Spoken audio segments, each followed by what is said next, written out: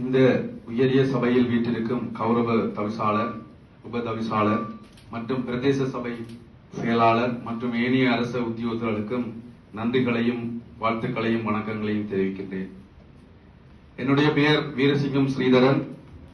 என்னுடைய சொந்த இடம், என்னுடைய ஊர் பிறப்பு யாழ்ப்பாணம். நான் திருமணம் முடித்து குமாங்குளத்தில் 2005ஆம் ஆண்டிலிருந்து இங்கே வசிக்கின்றேன். செட்டிகுளம் பிரதேச செயலகத்தில் அபிவிருத்தி உத்தியோகத்தராக நான் கடமையாற்றிக் கொண்டிருக்கின்றேன். இந்த உயரிய சபையில் வீற்றிருக்கும் 27 என்னுடன் கூட இருக்கின்ற உறுப்பினர்களும் இந்த அருமையான சந்தர்ப்பத்தை நாங்கள் பயன்படுத்தி பிரதேச மக்களுக்கு நேர்மையாகவும் உண்மையாகவும் எமது சேவையினை நாம் ஆற்ற வேண்டும் என்பதில் நாம் அனைவரும் பிரதேச சபைகளின் துணை விதிகள், சட்டங்கள் என்பனவற்றினை அறிந்து ஒன்றிணைந்து பயணிக்க வேண்டும் என்று இந்த உயரிய சபையில் கேட்டுக்கொள்கின்றேன்.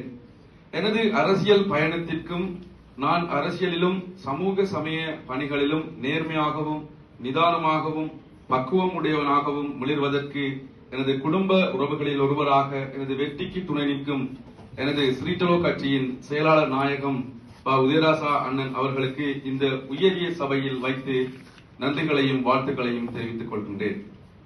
அத்துடன் நான் இந்த உரிய சபைக்கு வருவதற்கு என்னுடன் கூட இருந்து இன்பத்திலும் துன்பத்திலும் அன்பாக இருந்த என் மனைவி, பிள்ளைகள், என்னுடைய பெற்றோர்கள் மற்றும் என்னுடைய நண்பர்கள், ஸ்ரீடலோ கட்சியின் உறுப்பினர்கள், நண்பர்கள் அனைவருக்கும் இந்த உயரிய சபையில் நன்றிகளையும் வணக்கங்களையும் தெரிவித்துக் கொள்கின்றேன்.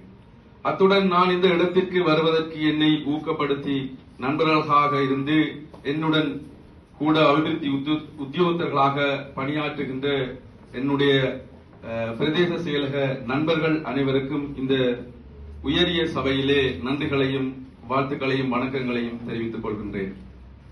மேலும் எமது பிரதேசத்தில் சட்டவிரோத செயற்பாடுகள், கால்நடை திருடப்படுதல் முற்றிலுமாக நீக்கப்படுவதற்கான சகல பொறிமுறைகளையும் நாம் ஒற்றுமையாக அனைத்து உறுப்பினர்களும் ஒன்று சேர்ந்து கையாண்டு தூய்மையான பிரதேசமாக மாற்றி அமைக்க வேண்டும் என்று இந்த உயரிய சபையிலே வேண்டிக் கொள்கின்றேன்.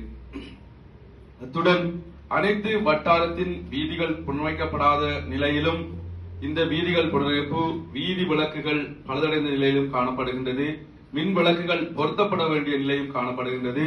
எனவே இவ்வாறான இந்த வேலை திட்டங்களுக்காக மாதத்தில் 2 தடவையாவது அல்லது 3 நாளாவது ஒவ்வொரு உறுப்பினர்களுக்கும் இந்த வாகன இயந்திரங்களை அனுப்பி அதற்குரிய ஏற்பாடுகளை செய்து தர வேண்டும் என்று இந்த உயரிய சபையிலே நான் கூறிக்கொள்ள விரும்புகின்றேன்.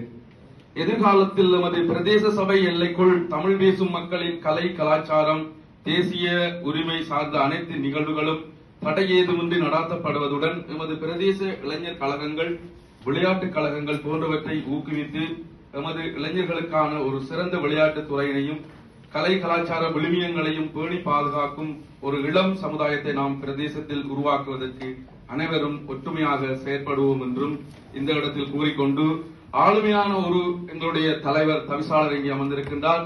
அவருக்குரிய இந்த போக்குவரத்து விடயம் என்பதில் எங்கள் அனைவருக்கும் ஒரு கவலைக்குரிய விடயம். ஏனென்று சொன்னால் நல்ல ஒரு வாகனம் ஒன்றில்லை.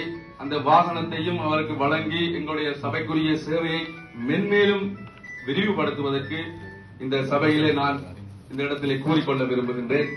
மேலும் இலங்கை வரலாற்றில் வவுனியா தெற்கு தமிழ் பிரதேச சபை ஏனைய அனைத்து சபைகளுக்கும் ஒரு முன்மாதிரியான ஒரு சபையாக அமைய வேண்டும். அனைவரும் ஒற்றுமையாக செயற்பட்டு 4 வருடங்களின் பின் ஒரு வருமானமிக்க சபையாக மாற்றி அமைப்பதற்கு அனைவரும் ஒத்துழைப்பு வழங்க வேண்டும் என்று கேட்டுக்கொண்டு, என்னை இந்த இடத்திற்கு அனுப்பிய, எனக்கு வாக்களிக்காத அனைத்து மக்கள் நல்ல உள்ளங்களுக்கும் நன்றி கூறி இந்த சந்தர்ப்பத்தை தந்த இந்த சபைக்கு நன்றி கூறி விடைபெற்று அமர்கின்றேன். நன்றி.